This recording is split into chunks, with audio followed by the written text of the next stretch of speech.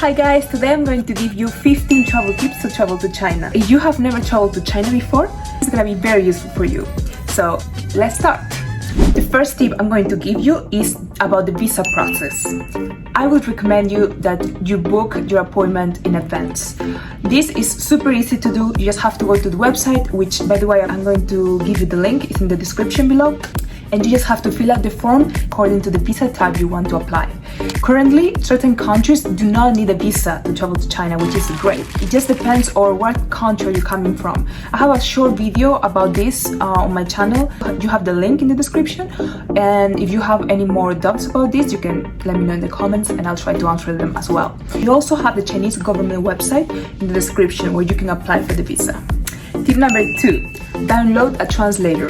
This is gonna be super useful. I know it's super basic, but you need to. It doesn't matter if it's Google Translator. I personally use that one and I know it's not super good, but it has helped me in a lot of situations. Another app that I recommend together with the translator is Pleco.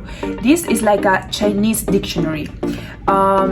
It's very useful because if you want to know some specific words, it's better if you go to this app instead the translator. It might give you a better answer. Tip number 3, download WeChat or Alipay.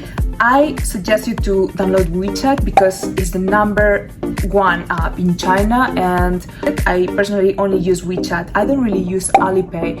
It's truth that in some countries, for example, right now I am in Malaysia and WeChat doesn't work. However, Alipay, it does work in a lot of places.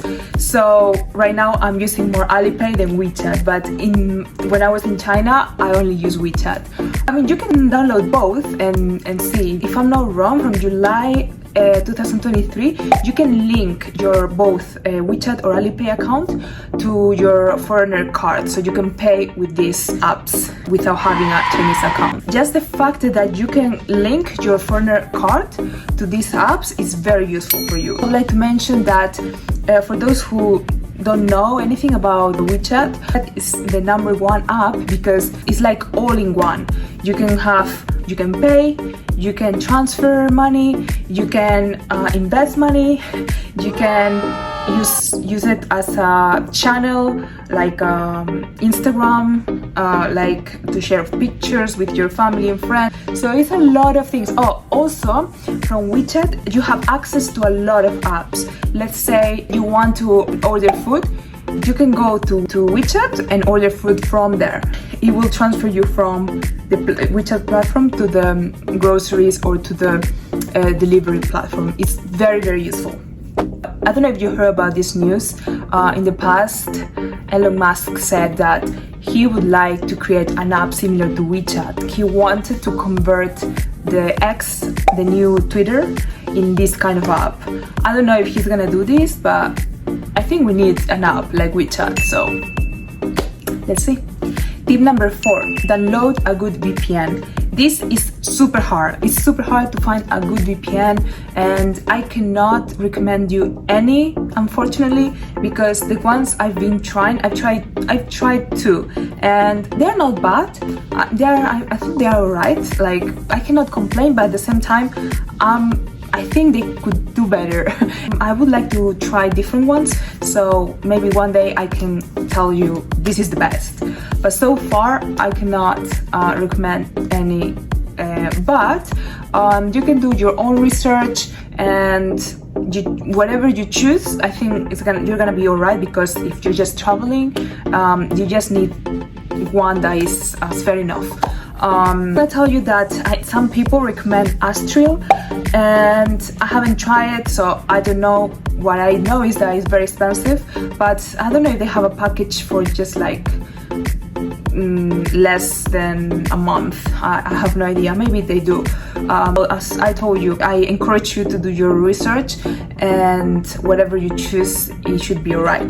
The VPN gives you secure access to the internet no matter where you are, and it gives you the freedom to like watch any kind of content from different regions, countries, anonymously. So it's very useful. Even if you want to access public Wi-Fi, if you have a VPN, it's way more secure. By the way, talking about this topic, I had an issue with the TikTok in China. It's very hard to make TikTok works because you know that in China they use Douyin instead of TikTok. So I realized that if you don't have a SIM card in the phone, you can kind of use TikTok, but the visibility I don't think it's that good. Some of you are watching this and they have experience with TikTok in China. Let me know in the comments and then we help each other. Tip number 5, always carry some cash with you. I'm gonna be honest, in China, people who live in China, we don't really use cash. We just pay with our phones. But it's truth that if you're just there for holidays, or I don't know, maybe you have some issue to linking your foreigner card with your Alipay or WeChat, it's always useful to have some cash. So I recommend you to bring some, maybe like 1,000, 2,000 yuan should be okay, should be alright. If you are going to link your foreigner card, just in case. But if you don't want to link your card, and then of course you have to bring more cash with you. But you might find some places that they don't accept cash. I don't know. It didn't happen to me, but because I always pay with my phone. So the tip would be like, bring some cash, yes, but link your foreigner card to Alipay or WeChat. My tip number 6 is about transportation. Okay, I'm gonna give you all the options that you have. You have the metro, that is very convenient, my favorite. It's very fast, clean, 10 out of 10. Usually people who live in China, we pay with our phones, with the QR code. But if you cannot pay with this method, don't worry, because you have the option to pay with cash.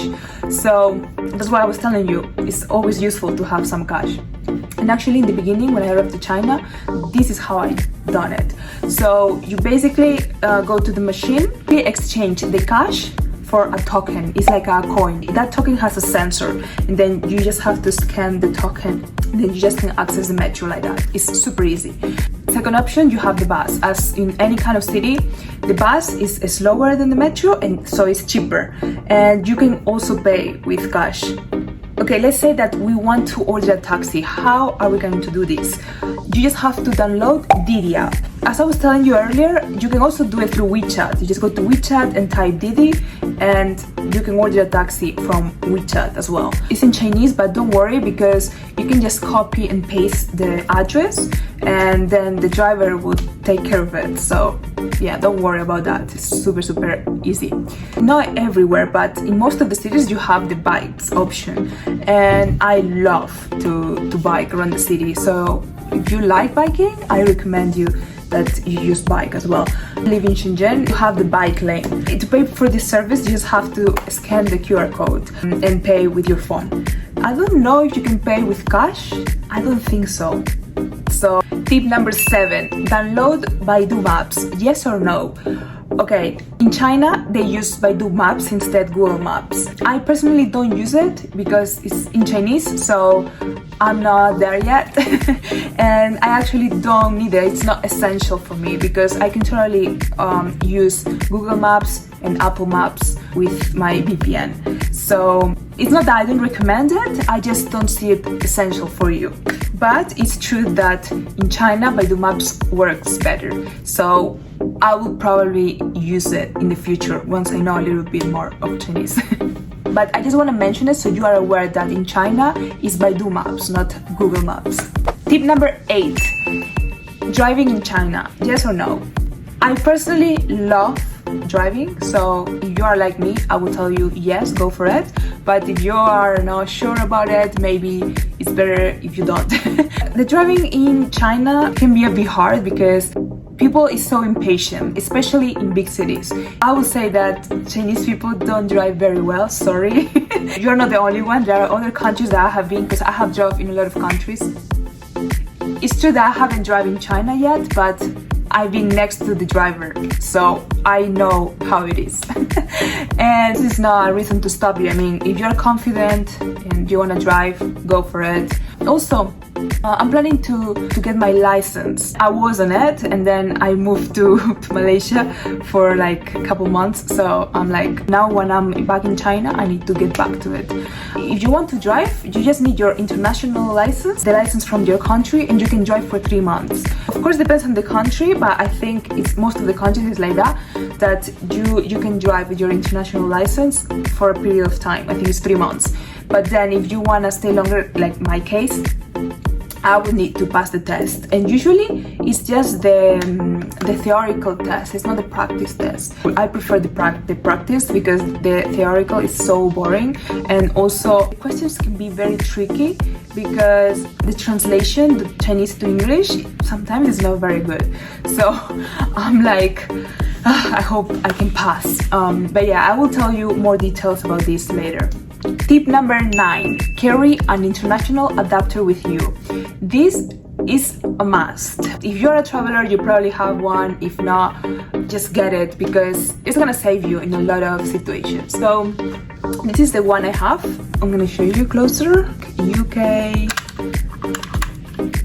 This one is the one that I'm using in Malaysia as well. And then we have Europe, US. We have some USBs. This is actually very useful for Type-C. Yeah, it's an international adapter. This is a must. I'm telling you. Oh, the one in China is this one.